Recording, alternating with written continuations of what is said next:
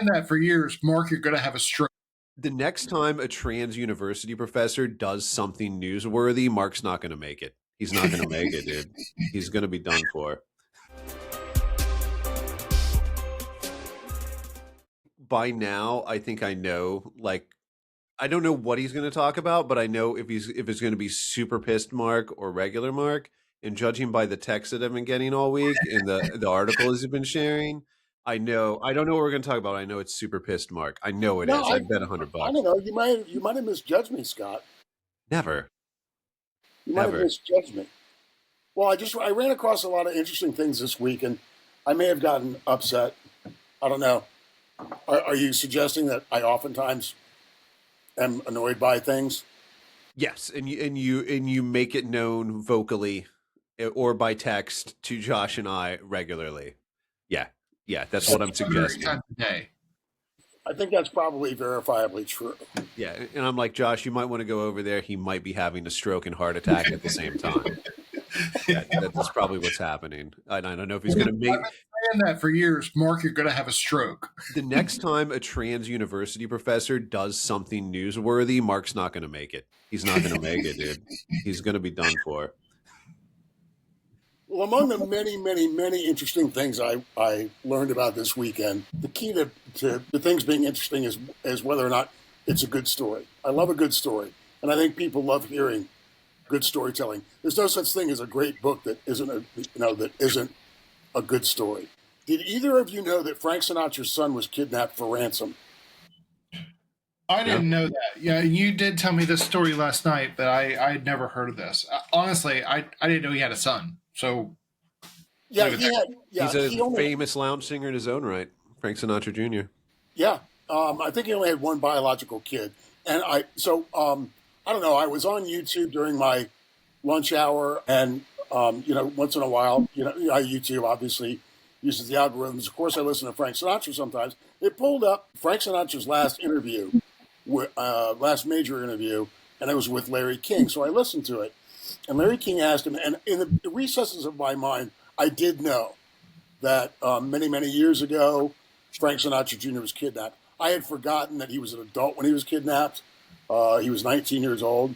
I didn't know any of the circumstances about it. Really a fascinating, really, really good interview. And regardless of what anybody thinks about Larry King, he asked him about that. He asked him about the kidnapping, and Frank didn't want to talk about it too much. But so I read about Frank Jr. being kidnapped, and it's a very interesting story. 3 guys stalked Frank Jr. on his first concert tour. So Frank Jr. is 19 years old. He's on his first concert tour. They're stalking him around. They're following him around. I don't know how many cities they followed him to until they executed their plan. And so the ringleader of this group goes to where Frank Sinatra Jr. is singing, and after the show, he knocks on his dressing room door. And of course, we're talking about the days when anybody could walk backstage anywhere. It wasn't anywhere near the kind of security that you have now. So this guy goes backstage, knocks on Sinatra Jr.'s door under the pretenses that he has a package to deliver. Frank Jr. is in there with one of his friends. Dude hits that guy over the head, I think, ties him up. They take Frank Jr. At gunpoint, and they put him in a car. I don't remember if it was the trunk or the back seat, covered him up. The friend gets loose from the ropes that he's tied up in, calls the police. The police set up a perimeter, right? And these guys get stopped, and they fucking bluff their way out of it. Jesus. Frank Sinatra Jr.'s in the fucking car, and they bluff their fucking way out of it. And they fucking get away. So Sinatra finds out his son's been kidnapped. He lets the FBI know. And I don't know where the guys came up with this figure. You would think it would be like $250,000. The ransom figure was $240,000. So Sinatra goes to the bank, he gets $240,000, puts it in a fucking suitcase. He fucking delivers it to the drop-off point was between 2 school buses at some remote school district in bumfuck Egypt somewhere. The kidnappers pick up the money. The FBI closes in. One of the guys turned. Frank Sinatra Jr. is rescued. You have to know because Larry King mentions in this interview, he's like, so you've had like all of your life you have this like cloud hanging over you about you hanging out with mobsters and blah, blah, blah. And Frank kind of blows it off. But yeah, Sinatra, known for hanging out with mob guys, with guys from the outfit. And you absolutely fucking know. So this motherfucker, this guy who's the ringleader. Now, bear in mind, everybody, kidnapping since the Lindbergh baby has been a federal crime, punishable by, like, the death penalty, like life in prison. They made bank robbery a federal crime during the Dillinger, Bonnie and Clyde days. They made kidnapping a federal crime over the Lindbergh baby. So this motherfucker gets sentenced to life plus 75 years. Scotty, guess how long he spends in prison? Was this man who was the ringleader of the kidnappers Italian? No. Okay, I'm going to say 20 years. 4. Jesus.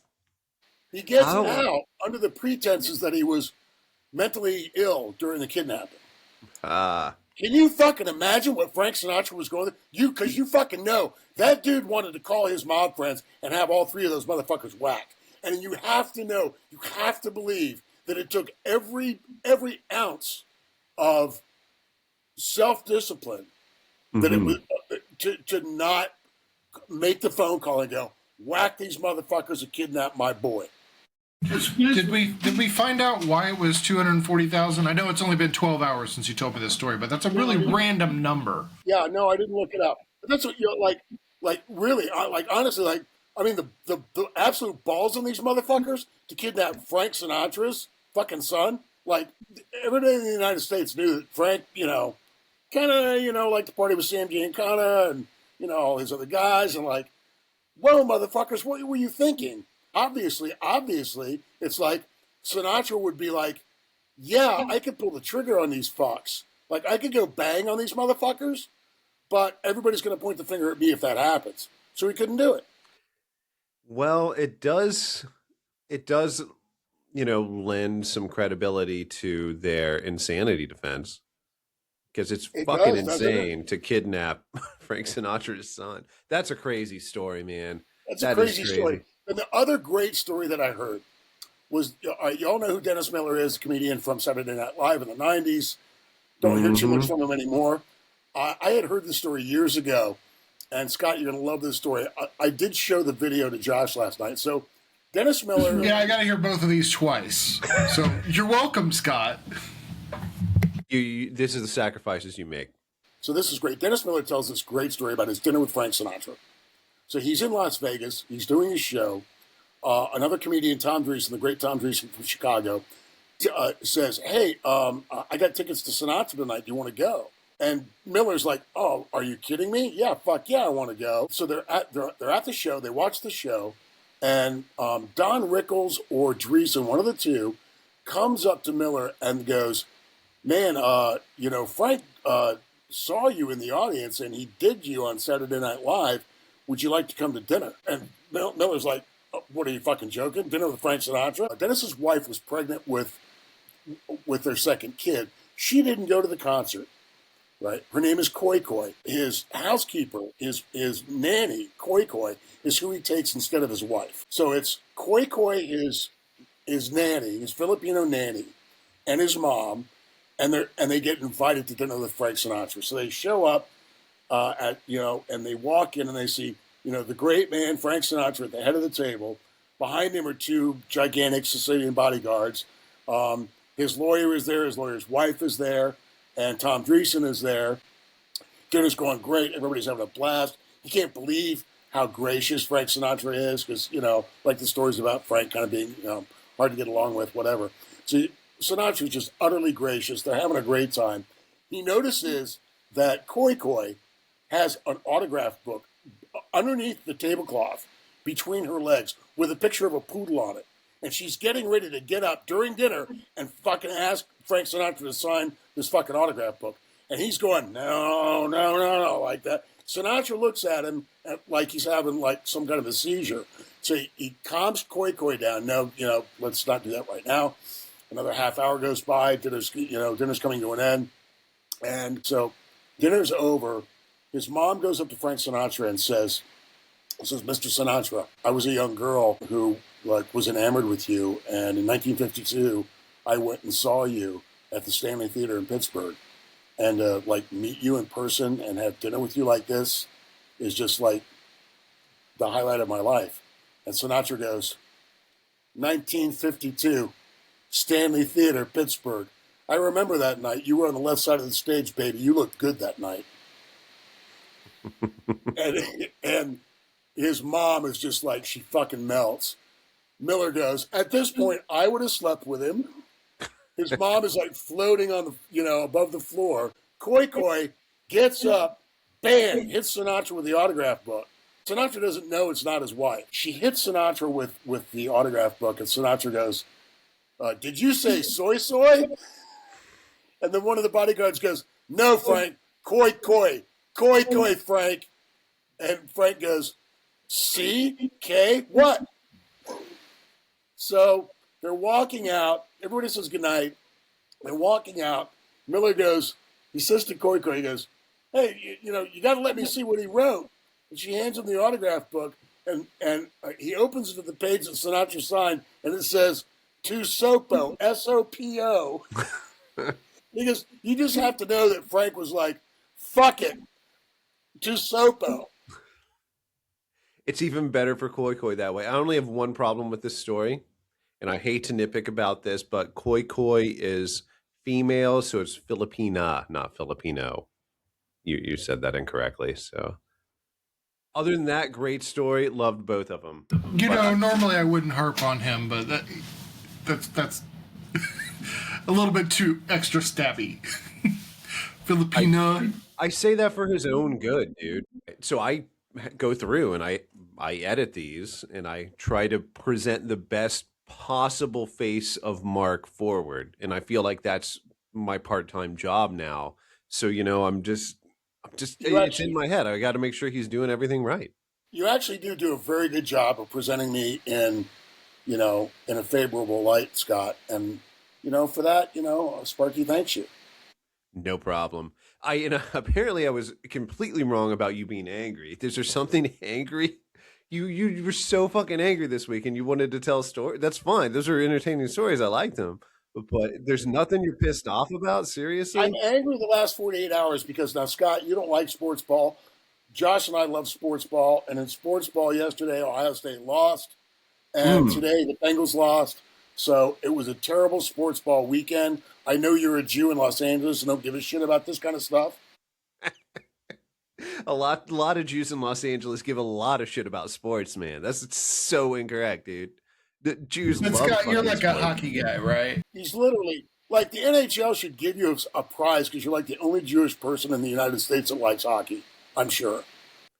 Do you remember when there was there was some guy tweeting? It was a black guy who it was at a St. Louis Blues game. He didn't know anything about hockey, and he's live tweeting. This is quite a few years ago, early Twitter stuff, and he's like, this dude messed up and they just put him in a box for 5 minutes. White people, where you been hiding this shit? And the St. Louis Blues found this guy and they sent him like free tickets in a free jersey. And then I just remember seeing him like in the stands with all his like St. Louis Blues swag on, like a couple weeks after that tweet. I'm like, that's how you do it, man. Whoever is the marketer for the Blues, brilliant move. You find somebody doing something like that, you give them free shit, you make them a fan for life. There are currently 13 NHL players on opening day rosters that are Jews. That can't be real. That can't be a real fact. Okay, we're going to look into this later. There are currently 13 Jewish players in the NHL for the 24-25 season, including notable athletes, blah, blah, blah. 54 goals last season. Good job. It doesn't make up for their genocide in Gaza, but I'm glad that they're doing that. I'm just kidding. I was upset about a story this week, and I'm just going to read part of it. So new details have emerged about illegal immigrants, including killers, tied to 29 homicides who've been released onto the streets of New York because of New York's sanctuary city laws. The violent rogues gallery includes the likes of Cuban national and convicted killer Jose Antonio Quezada, an illegal alien with a criminal history involving homicide, larceny, disorderly conduct, possession of stolen property, drugs, burglary, trespassing, and assault. He was released from Rikers Island only to be picked up again on a parole violation, with ICE promptly putting a detainer on him on August 16th. Another is Anastasio Tejada Almonte, a criminal Dominican national with a rap sheet that included homicide, assault, illegally carrying a weapon, and flight to avoid prosecution. Despite ICE detainers being lodged in May, he was released from the New York Department of Corrections on July 27th. These men are just two of the 6,947 criminals released from New York jails in the past year, despite having active ICE detainers requesting they be handed over to immigration authorities for deportation. 7,000 criminals were released from New York jails who had ICE detainers for final deportation. I just need to make sure that I understand this clearly. So that means that New York local law enforcement knew that ICE had detainers out for these people, chose to ignore it and let them go? Or was it a clerical error, or do we not know? They're not allowed to because of New York sanctuary city policies. As somebody who spent a lot of time in New York, I can tell you the NYPD, the rank and file of the NYPD, is not happy about sanctuary city policies that don't allow them to. Oh, I've heard the same stories personally from LAPD officers out here that they don't buy any of the shit. They want the same thing with like policies towards homeless people and camping laws and stuff. They want to bust people, but they can't. The killers were cut loose, and many others have 9 toes out the door rather than being removed from the country, in accordance with the city and state sanctuary policies, which limit how much local law enforcement is allowed to cooperate with federal agencies. The terrifying list includes Alex Jareth Martinez Avila, an illegal migrant from Honduras, who racked up a laundry list of criminal charges including assault, possession of stolen property, unauthorized use of a vehicle, fraud, trespassing, possession of burglary tools. They've got all the mugshots in here. An ICE detainer placed on him in May didn't stop Queen Central Booking from letting him go, which ended up costing someone their life. The motherfucker went out and killed somebody. Martinez Avila remained at large until he was rearrested for homicide and robbery. He was still in custody, and ICE lodged a new arrest detainer for him on September 22nd. It seems like a problem. In spite of its efforts, criminals such as Ecuadorian national Luis Franklin Tanas Yabadabadu, whose charges included public order and obstruction, was released from custody after local authorities ignored an ICE detainer lodged on August 27th. He was arrested again in September for homicide, which ICE followed up with a fresh detainer 3 days later. Criminal migrant Mexican national William Alexander Paredes Vasquez committed numerous assaults and finally a homicide, but was released from custody in the face of an ICE detainer lodged on July 10th. Then there's Hector de Souza Villada, an illegal migrant from Venezuela who was charged with homicide, possession of weapons, dangerous drugs, public order crimes, assault, released from Rikers Island, even though Immigration and Customs Enforcement had put in a request he be released into their custody. Due to an abject lack of help from local agencies, ISIS had to do all the heavy lifting in tracking down and arresting these violent thugs to make sure that the serial offenders are deported to their home countries, sometimes more than once, as they slither their way back across the border repeatedly. Violent maniacs like Jesus Romero Hernandez, who was removed from the United States an incredible 7 times before attacking an Ithaca cop with a machete, continue bobbing and weaving their way through the justice system, ending up on the streets to reoffend time and time again. Last month, ICE removed him from the country for the 8th fucking time. 8th time? 8th, for the 8th fucking time. So, to paraphrase, ICE has detainers out, which means, hey, law enforcement, if you catch these individuals, let us know because we need to deport them. In a nutshell, that's what that means, right? Correct. And they don't do it. Because of sanctuary city laws, even if you wanted to do it as a local law enforcement officer in New York City, for instance, you're not allowed to. Correct. Okay, that's a problem.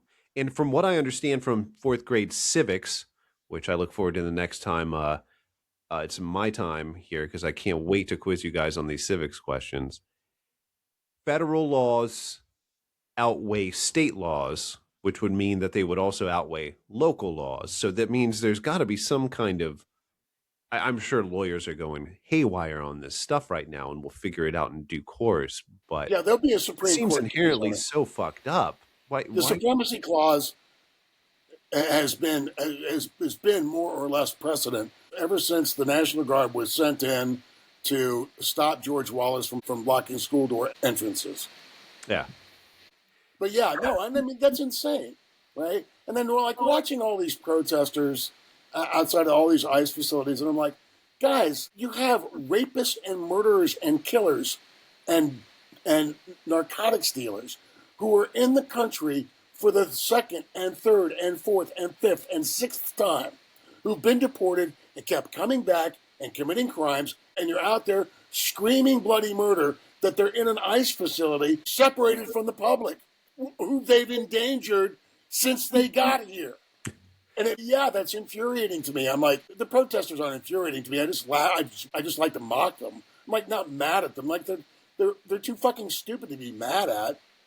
And yes, of course, in a big country when you're doing immigration enforcement for the first time, at least since the Obama administration, when the Obama administration deported somewhere for between the young protesters, it's the first time in their lives, their adult lives, that they've seen this ever happen. And any kind of pushback against open borders, essentially, right? But would you say it's incumbent upon these people to understand?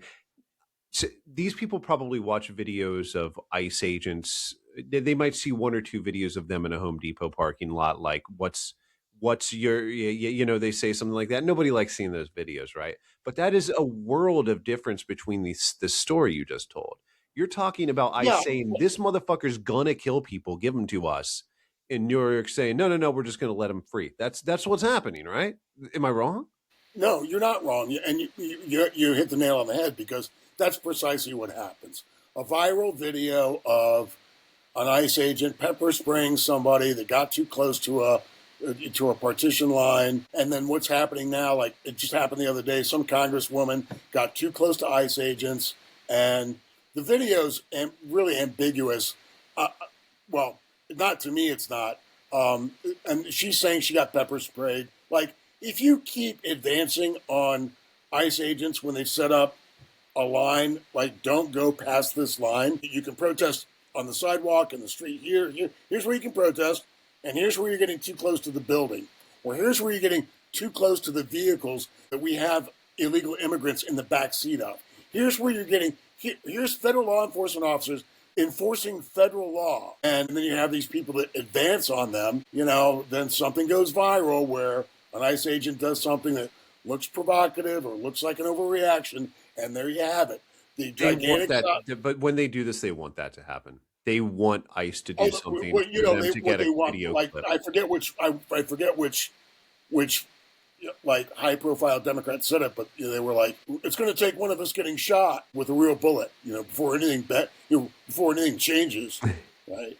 But you had that stupid senator. What's that fucking idiot senator out there? You got the one that rushed Christy Noem at a press conference and got tackled. Yeah, right. So like all these politicians are doing. The one girl, Kat, who worked for Media Matters, who, she crossed the protest line and she got body slammed or whatever it was, or pepper sprayed, and they're attacking peaceful protesters.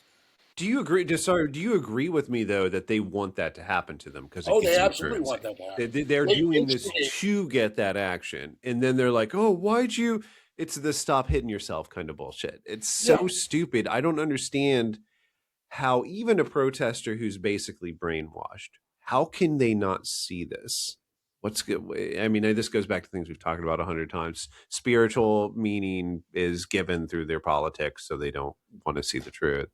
But this is fucked. This is fucked. That's a fucked story, Mark. Sorry, it's fucked. People shouldn't be killed in the street because they shouldn't. I don't know. I believe that what you're telling me is the truth, but it's hard to believe that law enforcement would let somebody go that's on a list from ICE that says this motherfucker is going to kill somebody. Crazy. Who should I vote for to make this not happen locally?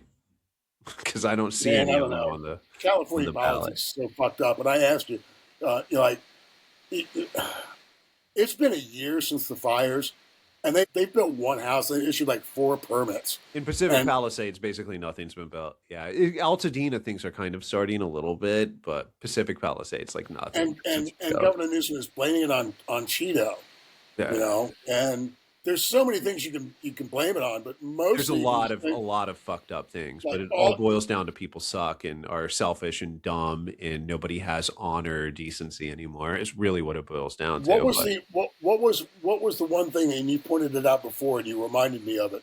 What's the other impediment? It has to do with what? insurance, California Fair Plan, and insurance, and people getting their money.